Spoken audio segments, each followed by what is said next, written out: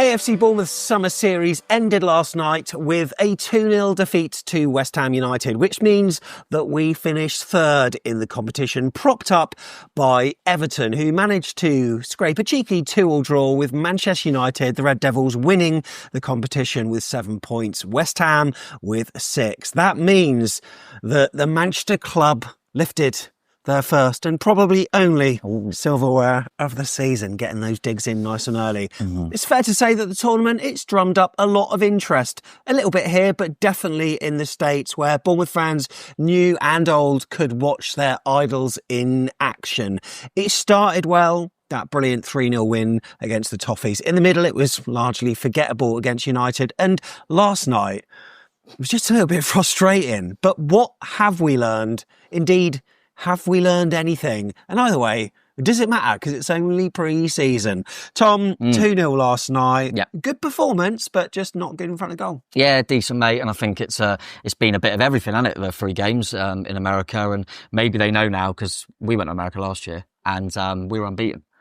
So, technically we were unbeaten. But no, I think, it's a little bit of everything, which is probably a good thing for the coach. You can see there's a lot of positives, a lot of negatives. Yeah. The frustration, I think, is that the way if you did like a match report on last night's game, it's virtually every game from last season. It's how many games did we think, well, we just missed loads of chances. They scored with their first shot on target. And here we go again. But but a lot of good things in between. And the fact that it was a massive improvement from the Man United game. And you could argue the opposition's different, but I don't think there's a massive amount in Man United and West Ham. And we showed a lot more positives, but just in between both boxes, we were fine. In both of them, we were terrible. So, we've definitely said that before. People who listen to the pod probably don't have the fortune of seeing my rolling eyes every time that Tom says about going to America. So He doesn't. So they must think that we're actually just boasting about what happened last year when we went to America. Yeah, we did go. Either way, in those 3 games, I think we know that some players were good, some players weren't, some passages of play were quite nice, others not so much. But one thing I suppose we can be sure of is the players that will be involved in the 25-26 Premier League campaign. We don't know who they are yet. There will be, of course, some of those that starred out in America, but maybe some others won't. We'll get onto the logistics of who will and won't maybe later on, but they have gained a little bit of sharpness and fitness, and that's what we all want to see, right? So Tom, 3 matches over there, and it's hard to know whether we should be like fully invested into thinking, okay, this is how it's going to transpire in the season based on what we've seen, because lots will change even in the space of the next, 13, 14 days. Yeah, of course. I'm sure loads will change, and Andoni, I think, will probably still know what he wants, because as I kind of just alluded to, it's a lot of the same stuff. We've got loads of players that aren't fit, which we said virtually all of last season. We play some bloody good football. Andoni and the players, really good to watch. We can see silly goals and we don't score enough of our chances. It's all kind of the same as we had last season, but not much is going to change when we haven't really changed anything. It feels almost futile having this conversation. I know. It feels like we're going around in circles a little bit as well. But it should slam home that he needs some help, because we haven't brought anyone in. We've brought in a left back for a left back, and we've brought in a goalkeeper for a goalkeeper. And obviously Krupi's come through, but we haven't seen much of him. So we haven't really done anything. We've got a few players back that we thought were done a few years ago. Yeah. But we haven't seen a lot of differences. So it would be strange if there was a lot of differences on the pitch, wouldn't it? But it is a really weird one, because I think a lot of the stuff is good and you can take a lot from it. But I think we're at a stage where it kind of feels like we might get ourselves sorted by the end of the window. But I hate that, because I go, well, what are we doing before that then? There's a big period where we play in football. We just throw in the first. I don't really understand that. And this is the thing we're going to be talking about on this, because we are sort of wondering what's happening, but that's not because we're being negative or overly pessimistic. We just don't understand. So maybe we can have some answers. But I said on the Telegram group last night, by the way, that last night's game reminded me of a Channel 5 drama production, those 9 o'clock ones. Really good production, some excellent subplots, nice little twists every now and then, a few standout actors. But ultimately, in the final episode, because it's Channel 5, bit low budget, the crescendo sort of never really happened. And at the end of it, I'm sort of more confused than when I started watching the series. And maybe the next series can be better. That next series starts next Friday. And like I said, we haven't hired half the cast for the next series either. It feels like anyway. But look, we are going to talk about some things that we noticed. And there are some obvious things and areas where we need to strengthen. But just as it stands right now, Tom, as it stands right now, we've only actually lost one player. In terms of, because we've replaced In terms of, players, player for player, we've replaced the keeper, we've replaced left back. Indeed, you could argue that we've, gained Krupi back. Yeah. We've gained Traore, who we never thought had a future. So is it that bad? And Mephem's back. So that's another centre back. I know what you mean. But, listen, we got to, what was it, kind of January, February time, and we were absolutely flying in the Champions League, and everyone kind of said the same thing. Well, if he just has a little bit of help, and we have still, I know you say it like you're right, in terms of bodies, it's not many at all, but we haven't gained at all. And players that are playing, I feel, we don't know obviously all the ins and outs, so we're just speculating, but it feels like Andoni don't really fancy him anyway. I mean, how much now has he seen Philip Billing? Has he seen Roman Fev? Has he seen Chris Mepham? Has he seen, do you know what I mean? And he doesn't look like he fancies him. I'm sure we'll come on to it. There's a few that you could go, particularly Traore, that you think that feels like a new signing. So that could be a real positive out of nowhere. But I don't know, it is difficult because you don't want to go too much into it. There's just a few things that are a bit confusing, but we don't know all the ins and outs, so that's why we're here. We're just like speculating, as you say, and kind of trying to find answers. For example, it looks like the only thing we've kind of heard since last night is still looks like Neto will probably be going. Right, okay. Well, he's played minutes in the summer series. We brought back Alex Paulson, who everyone's really excited about. And he didn't get a single minute. I honestly can't. And if Neto does go in a few days, just baffles me even more. Yeah. And there's a few things with Zabani's inclusion last night that also will of course, maybe come on to that. Yeah. I'm sure. But I was just thinking to myself this morning, it almost feels like it feels a bit disingenuous to the disingenuous to the credibility of the Premier League, right? Which is supposed to be this like highly regarded competition that so many clubs, including us, simply don't know the squad that they're going to be competing with by the time the transfer window ends, by which time about 8% of the season's completed. Yeah, which is mad, really. So I wouldn't go so far as to say that the first 3 games are a write-off, but it almost feels like they're almost irrelevant. This is the best competition in the world. Shouldn't we be ready? Yeah, and it does annoy me because we've, I think, as much as they're going to be bloody brilliant, it's going to be really difficult, whatever team you've got. I think it's the best time to play Liverpool. You're going to get them potentially before they sign more players. You're going to get them before they've got a run together because they're going to be frightening this season. I mean, they're ready.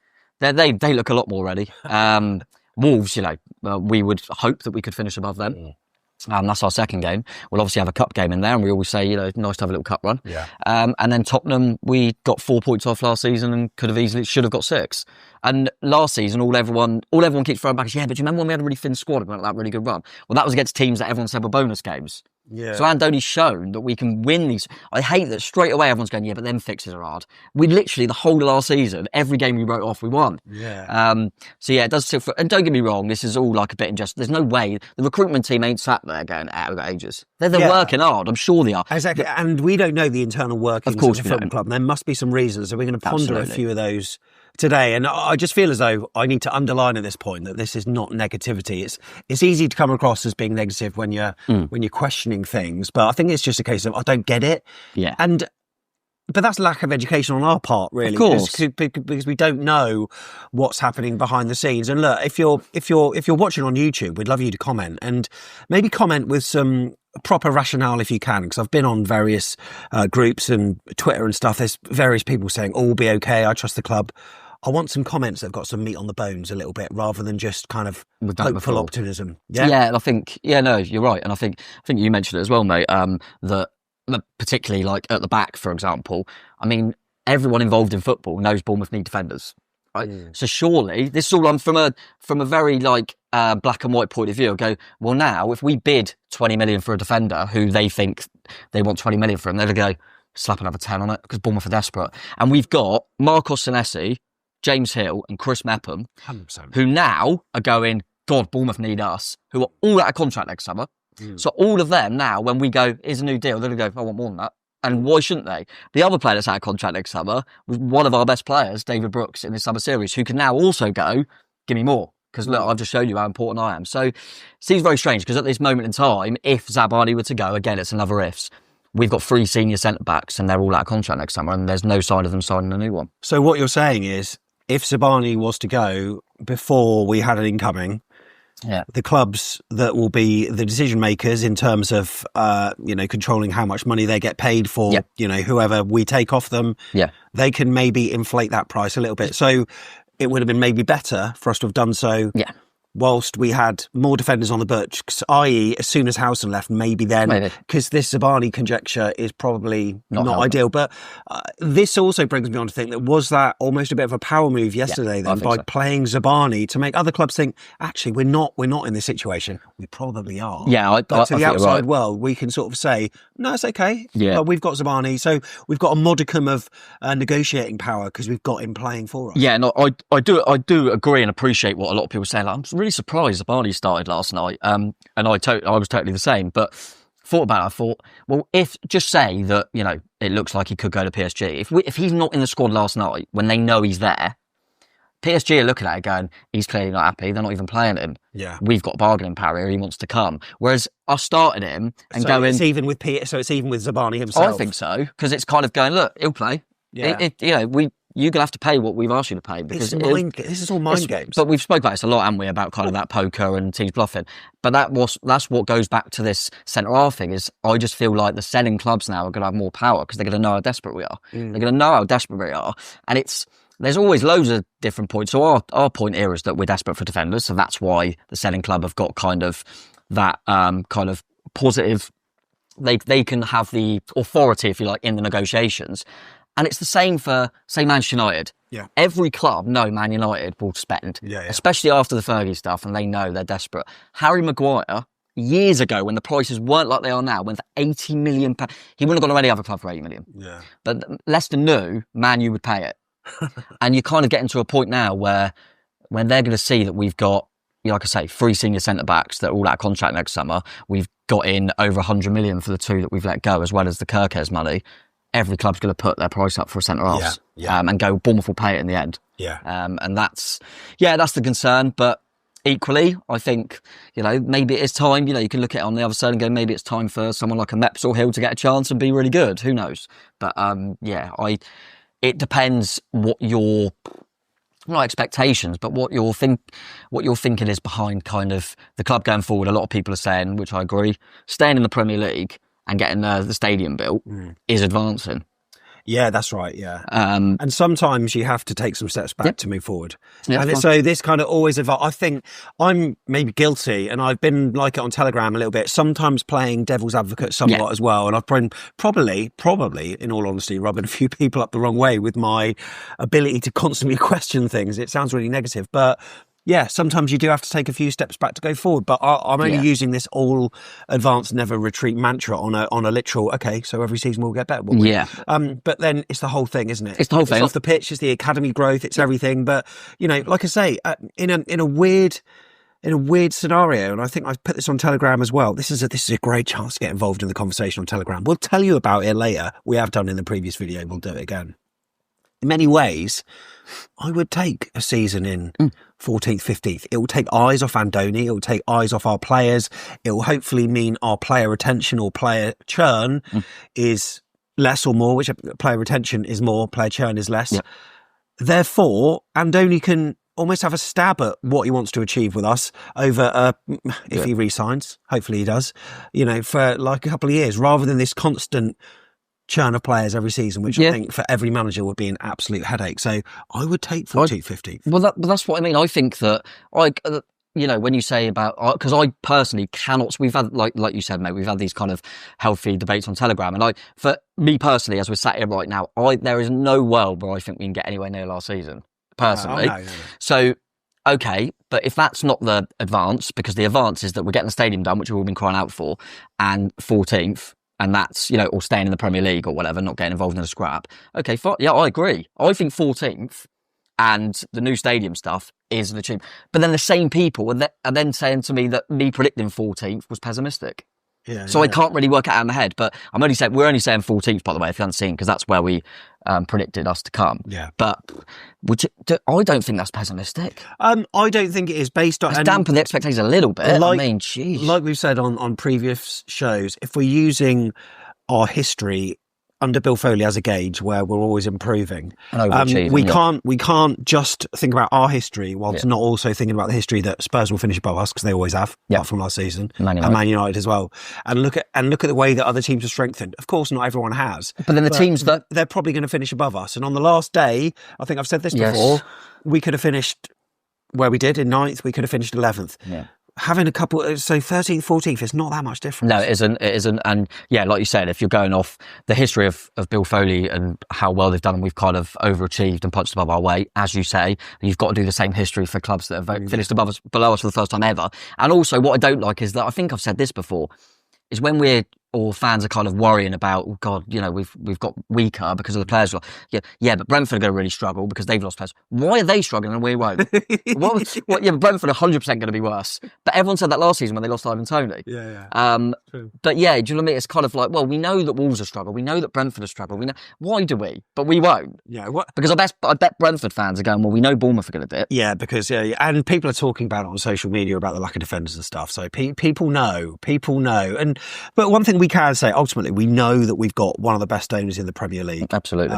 And you know that every decision that's being made, and I know that there is perceivably a lack of them over the past sort of couple of months with the lack of players coming in, apart from the, like 2 big figures that we know of. Every decision they make is for the long-term sustainability of the football club. So we certainly know that. But yeah, there has to be a reason why we aren't doing bits right away. And like you say, there's a kind of similarity with what happened or didn't happen in January, where we knew we had a bit of a crisis. But I suppose it's one of these kind of, it's weird because, initially when January came and went, we were like, okay, this is where we're at now. It didn't seem to affect us. Yeah. And that's when we realised, my God, Andoni is our strength massively. Yeah. But then things really did start to catch up. But there's no sort of guarantee that even if we did add players in January, there's no guarantee that we'd got more points. No guarantee at all. So there's a sliding doors moment. We chose to go one way. We don't know what the other outcome was. So these conversations are all hypothetical. I think the conversations come back more because then people started losing their legs. It felt like Semenyo was a key one. Yeah. Christie, then we decided he needed an operation. He's still, by the way, not back. And you can't tell me that some of these players that played through everything last season, as we've all gone through, that we had no squad. Jefferson was like the only senior player we ever had on the bench. Yeah. And then it was academy players. Well, the ones that pulled us through a lot of that was Antoine Semenyo, who again was on the bench, which concerns me that he might not be fully ready. Kluivert again hadn't played. Christie hadn't played. Cook's now injured. These were the players that were going through a brick wall every single week, sometimes twice a week, and having to train. And I think it catches up with you. I think that was the concern, that we didn't quite have the numbers. And yeah, like you said, mate, it doesn't mean that them numbers coming on would have necessarily got us more points and finished higher than 9th. There's no guarantee of that. I think it would have left us in a better position now, because I think people like Christie and like Kluivert and like Cook would have been able to be rotated. Right, yeah. Sinistera as well. I mean, he's still not here. So yeah, a lot of players that I just feel we couldn't rotate anyone. Yeah. We couldn't. So anyone that was probably, kind of 70%, you're going to have to do 90 minutes for me again. Or, just go through it until the game's kind of done. So yeah, I suppose it's all that knock-on thing. But it's like you say, mate, it's all kind of hyperbole that we just don't know exactly what's going to happen. We don't know what's happening on the inside. We're just all speculating at the moment. It's just the sheer fact that the scarcity thing means, like you say, that's the first point you made. That tends to drive prices up. It's like when they sold those, is it KSI in that prime drink? Oh yeah. Or Logan Paul. Yeah. Do you remember on Instagram there was an account like Wakey Wines? Hey, Wakey Wines. I've got this bottle of Prime and I'm selling it to this person for 500 quid, and they were there on camera. It's like, you fucking joking? Yeah. And then a few months later, you can get them the shop for a quid. Yeah. So when you've got more of it doesn't matter.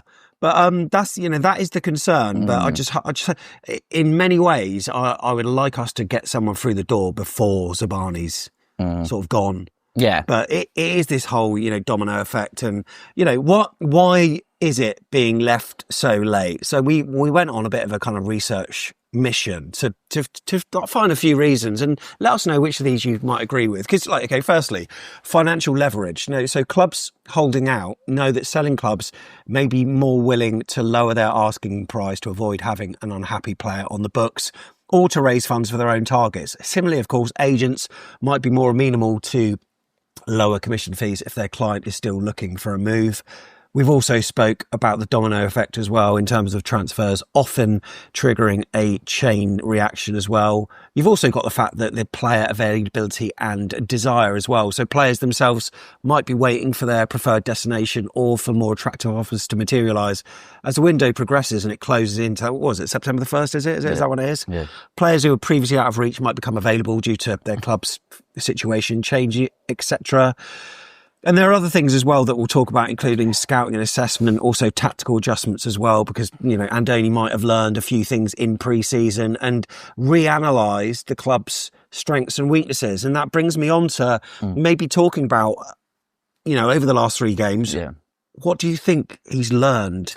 I think, or do you think, do you think anything's changed, or do you think maybe some things have solidified in his mind? I think some things solidified, that we're a bloody good team, that struggled for clinicality. I think that's the word that he used a lot last season, that clinical edge.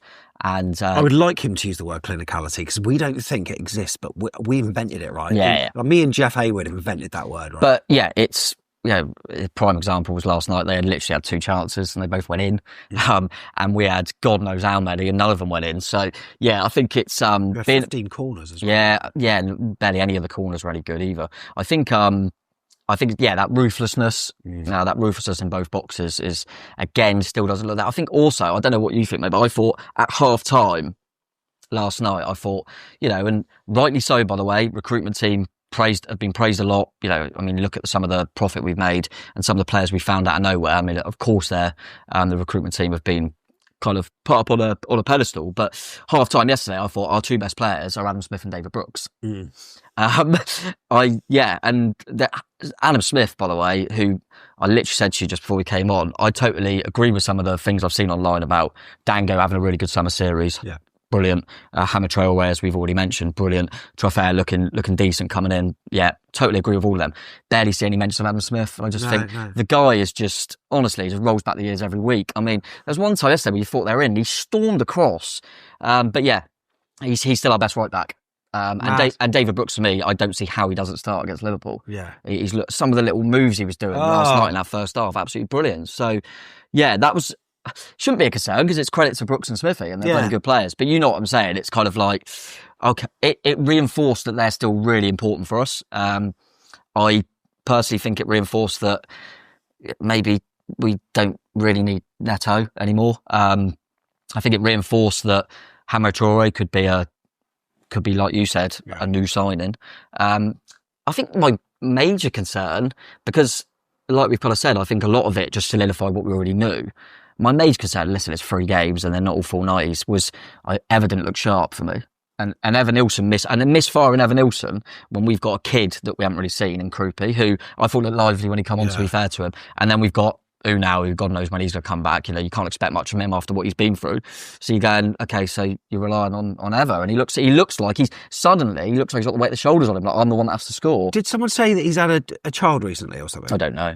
I think he had a child, which maybe obviously given him some sleepless nights, or FaceTime calls late at night or something. But I don't know. I'm just trying to dig him out a little bit. But that miss yesterday, I've never known anything like it. It was a fantastic ball on the left from Tavernier to put him in, and I was ready. So, by the way, just want to say a big thank you to everyone who came to Q Sports in Boscombe. Fantastic place to go and watch the football. I implore you, watch the Champions League, or if you can't get to a Cherries match away, then why not go down there to watch it? Membership is free. You can upgrade if you want to, but Mark and Lee and the team will take care of you there, and I was getting little bits of footage every now and then.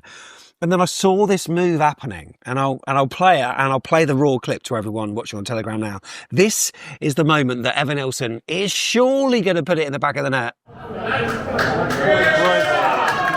on. Oh, has he missed that? How has he missed that? miss that? How? Not to be, Tom. Not mad. to be. How do you miss that? I don't know. If you had said when that ball comes in and stopped it and said, ever try and hit the post, he'd have struggled. How he's managed to, it's harder, much harder to miss that. Much harder to miss that. Just looked like a lazy foot, didn't it? But you've got a, it happens, and he would say he'd score 99 of 100 of them, but that's the ruthlessness again, isn't it? You've just got to put them in. You've got to put them in. I think there was more as well. That was the gilt edge one. I think Zabani has to score his header. So was that from Alex Scott crossing from the? Yeah, I think a corner got cleared, so Zabani was still in the box. That's right. And then Scotty put good cross from Scott as well. Good ball from Scotty, and then Zabani's just free, like on the penalty spot, and he just free header. He's got to score that.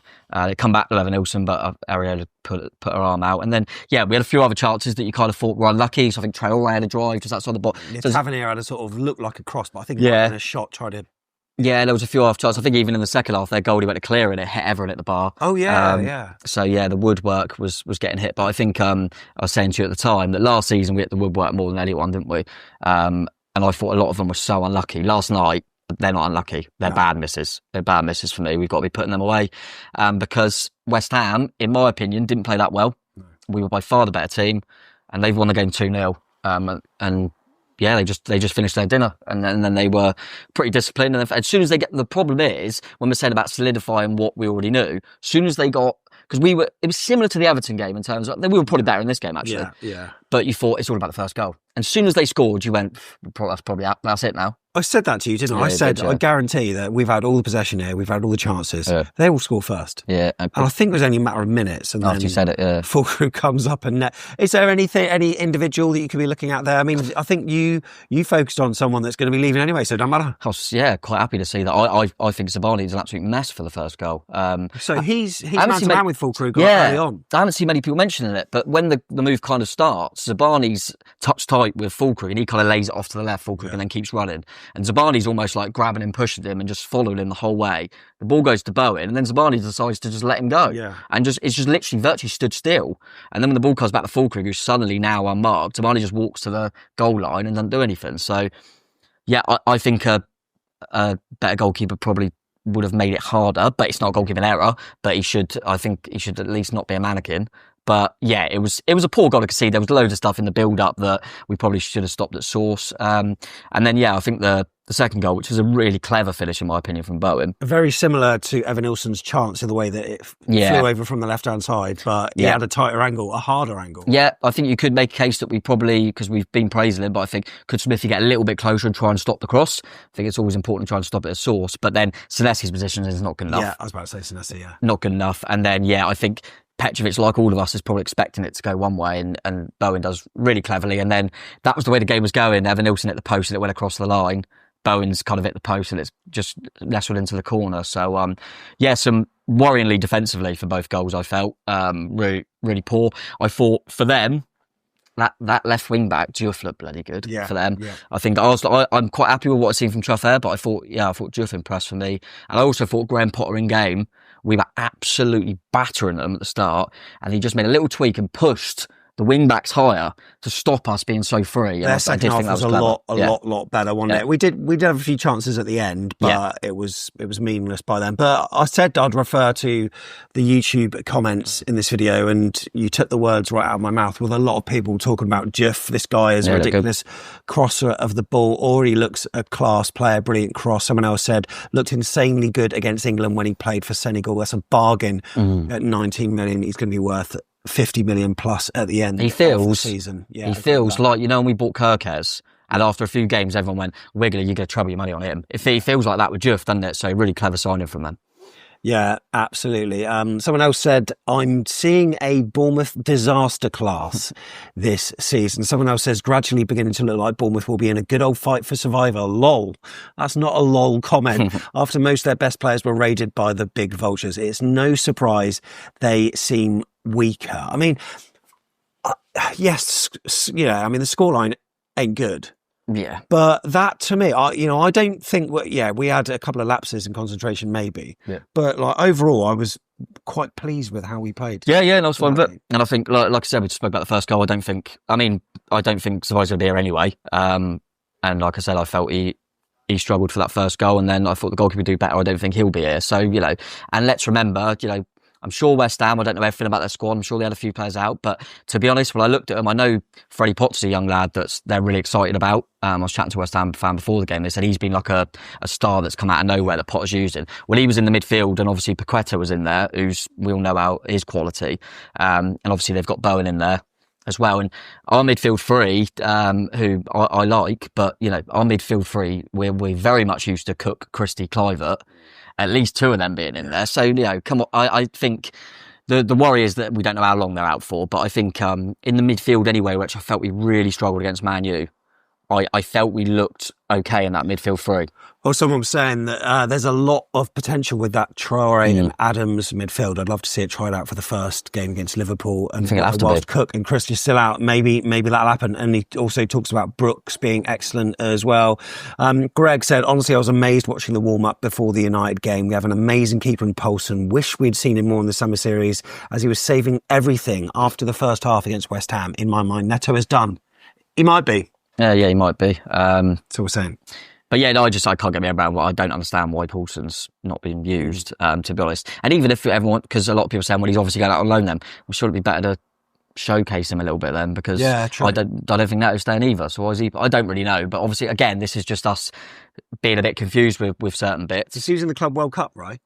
Well, Auckland were, yeah. So he could have even played in that, been out there on the world stage. He was called back before that. He was called back, yeah. So, yeah, but it was just strange because we were hearing such good stuff about him. And yeah, I think there's good few comments in there about the Traore Adams because I thought they looked good. And listen, the time that our midfield, in the 3 games, there was one game where our midfield looked awful.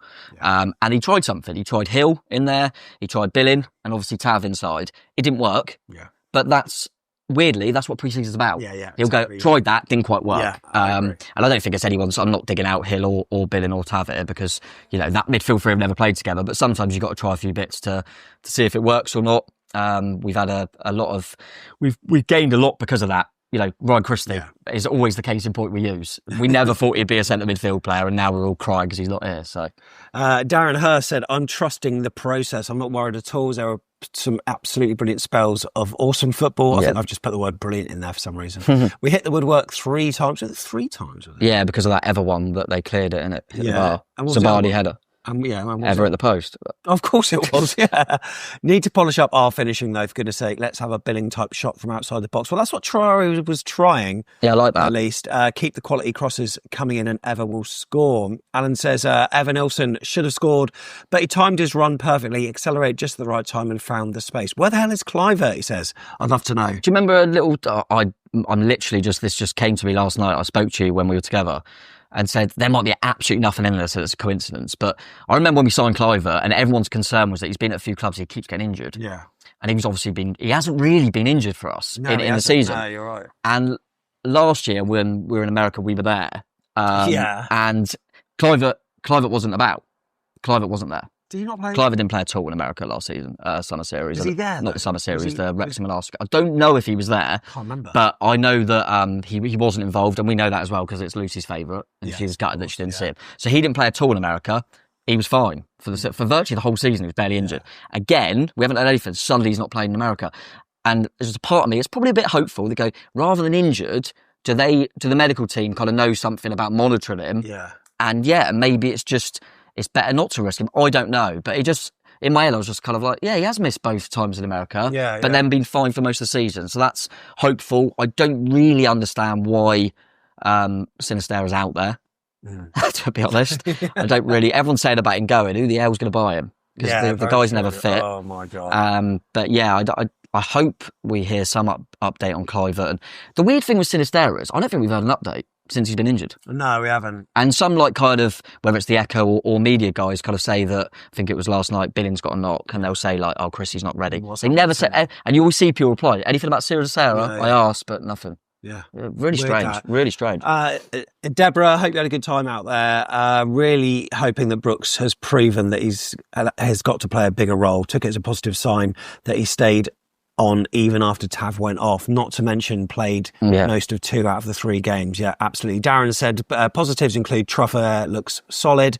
Dango looks to have moved on to the next level. Yeah. No injuries. Dango, by the way, we said that, I just mentioned it about Kluivert.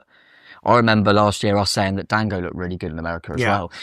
Seems to be really ready in pre-season, which is great. And when he come on, that run he did, and then he put a really good ball in as well. Yeah, quite. His delivery is a lot better, and like I said, like I think I may have said on the video, like his ball retention's a lot better as well. Yes, often he'd have the ball, you think he's going to lose it at some point soon. He's always been explosive, and we've always known the pace, and he gets past his man. My frustration has always been then he mutters it up. Yeah. Then he seems to have got that composure now. Big up Dango. He was absolutely brilliant again when he come on. Darren also gave us some negatives as well, many of which we spoke about, one of which we haven't. Araujo is not to the required standard, and I'm struggling. Yeah. I'm struggling with Julian. I'm going to go back to what we just mentioned. The only thing that's keeping me going a little bit is that I remember being like, Dango's not ready, is he? And then, look at he's come through, and that's through the coaching of Andoni. And there was one moment yesterday where Araujo poked around the corner and was like, hello, we've got a player. There's, at the moment, all we can go off is what we've seen. We're not seeing behind the scenes. We're not seeing training, etc. There's no part of me that thinks, how is he better than Max Aarons? No. How? I can't see it. Positionally, going for I can't see it. But listen, I'd like to think Andoni thinks that there's something in there. He was at Barcelona for a bit. He had some really good performances. So let's see. I'm not going to give up. But yeah, he struggled, and he has struggled. Mike, and we flashed a load of YouTube comments up, so I hope you enjoyed those. But we're going to finish with Mike Clark. Here we go. Are you ready for this? Yeah, I'm ready. So, guys, here's a challenge for you. Can you come up with your preferred starting 11 for Liverpool if everyone is fit and your realistic starting 11, given what we know this far out? So, I suppose if we're going to do this right, we have to include Zamani. No? No, it says, can you come up with preferred 11 if everyone was fit and your realistic starting? Given what we know is, in my opinion, Zamani's probably going to go. Do we know? Right. Okay. You know this question, I get it, if everyone is fit, but you've got to be pretty confident. Well, we know that Cook isn't. Yeah. And Cook can't play actually suspended. Yeah. But we know that Christie ain't going to suddenly start, in my opinion. Based on what we think will be available. Yeah, okay. But then obviously we don't know the names of the new players coming in. Mate, honestly, this is what annoys me though, is people go, we've got this much of the window left. Andoni, as a coach, is not going to sign someone. We're not really linked with anyone. He's not going to sign someone and then start them at Anfield. They wouldn't have even had a game. So I don't think any new signing plays until the first cup game. Right. Because I'd rather have someone that, say Senesi plays, I'd rather have Hill, who they know each other, than a random new signing. I just don't see it, mate. Yeah. All right, then. So, who's in goal? Petrovic will be in goal. Across the back, Adam Smith right back. Smith, I think Hill will start. I think it will be Hill and Senesi, and Truffaut left back. Right. Always advance. I think it's going to be Adams, Traore, and Scott. So Adams as the deep, kind of like where last. Traore in the 8, Scott in the pretty much a bit further advanced. Yeah, pretty much. The difficult one is actually the two, because I mean Ever's going to have to start up front. Because I really want to say Brooks, but you can't leave Dango and Semenyo out, in my opinion. No. I think he'll look at the game, and it's not Brooks' fault, because Brooks has been absolutely incredible, and I love him to start. I think he'll look at the fact that it's Liverpool away and go, what's our best chance? Catch him on a break. So I think he'll have Dango and Semenyo, just for that pace on the break. And because Brooks is better, and why was Brooks so good against West Ham and Everton? Because we had the ball. I wonder who did better in training when up against Kirkes. I wonder who got around him a bit more. Yeah, because would you, that's a good quote, would you rather Semenyo and Dango potentially running at Kirkes with pace when Kirkes is quick as well? Or would you rather Brooks with a little bit more clever intelligence? I'm not sure. I don't actually think Kirkes might not even start, by the way. Yeah. I think they might kind of bed him in. But so you'd go Semenyo and Ouattara? Yeah, and then that's what I think we'll do as well, and then Ever up front. Listen, we've got another... no Kluivert as... yeah, I'm not sure. I just don't... It's difficult because we're seeing with Sociedad, but I think with the start of the season, fitness is so key. Yeah. And you'll know who's fitter than who. I remember Andoni's... I think Andoni's like it might have been his first ever game, West Ham, wasn't it, ironically? First Premier League game as manager. And Rothwell started. He clearly didn't fancy Rothwell. But he's one of the fitter ones at the moment, I think. Why does the transfer window close in September? Is it because it's aligning with all of the European leagues? Why doesn't it just end? Not all as good. At the same point. I always used to hate it when we were in the lower leagues, because say we were like one of the top teams in League One, Yeah. If someone scored bloody in 3 goals in the first 4 games, suddenly they're linked with all the Championship clubs. Do you know what I mean? Like, you end up losing your best players. But yeah, that's what I'm going to go with, mate. I can't really see. Like I said, we might suddenly Christie or Clivert might be ready, and then it will change things. But still a decent start 11. It's just maybe sorting out the centre halves. There you go. What do you think? Let us know in the comments. But yeah, we're going to be reading through it and just just maybe provide us with some optimism, but put some meat on the bones, like I say. And look, this next couple of weeks, it could be busy. Yeah, and I'm not lax. So it depends what you're asking me. If you're asking me, do you think Bournemouth will be a Premier League club and expand the stadium? Yeah, we will. We will.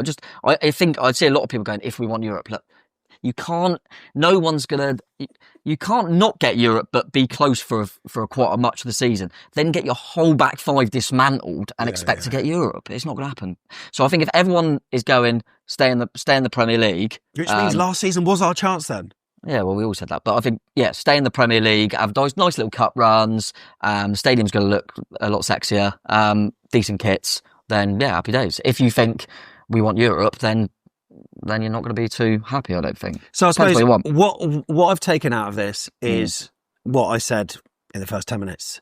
Like, always advance, never retreat. Don't take it literally. I think I've been guilty of taking Bill a bit too literally. Yeah, maybe. Europe in 5 years. Things like, we're going to get a brand new stadium. We're going to redevelop it. Things like that. And also, we'll only lose 1 or 2 big players. We're probably going to lose 3. Yeah. It's going to be a really busy summer. Probably the quietest we've ever had. No, I think that's the thing. But advancement is not necessarily literal season on season. Sometimes you've got to take a step back to... You were one of the big advocates as well of when Max was here. It was unbelievable for us, obviously. Yeah. And we spoke about it. It was always, but why didn't we just do something with the stadium? They're the legacy period. So that is, as long as... My only... Because I'd be well happy with 14th for this season. My worry is if a team gets sucked in, and if we're not careful... I think we're being a bit naive going, we don't really need anything because we'll be fine. We probably will be fine. Problem is, Mr. Foley, if you're listening, you're watching, you just give us so much hope. I know. And we're not used to having that. So there is maybe a little bit of entitlement there from us, a little bit, just creeping in, is it? Maybe. We're 100% going to beat Liverpool, by the way. And then we'll be top of the league. And everyone will go, what are you worried about? 3-0 Wolves. We're just going to be like that all season. Again, don't worry about it. We'll be absolutely fine. But some couple of defenders would be nice. Make sure you get on the Ko-fi. Look, if you go to afcbpodcast.com/coffee, we had a few new people join us recently who've been put onto the Telegram group. Every monthly that we gets put on there. You get a little message. Download the app and then we'll send you a super exclusive link that you just have to click. And then you get added to the Back of the Net Facebook Telegram group. Is anything actually happening? Well, I always do this just as you're news. Ending. I just think it'd be annoying if we miss something. So you'll still scroll up. I don't know what Everton signed a few by the looks of it. Tyler Diblin. But nothing on Telegram from us. Nothing on Bournemouth. No. Eddie, I don't like Eddie sad. He's getting a bit sad because of the exact situation. No, don't worry about it. Don't worry about it. But nothing really going on, mate, to be honest. But if you fancy joining up, then we would truly appreciate the support. And then, of course, if you want to sponsor us as well, then it's the AFCB podcast.com/sponsor link. It'll take you to our feedback page. So much appreciated. Any large pizza, $10.99, Domino's. Mate, we're all about the El Marino. Oh, yeah, it's true, isn't it? Up the cherries. Up the cherries. Come on. I love that you mentioned that. Araujo run. I'd be fuming if you didn't mention that.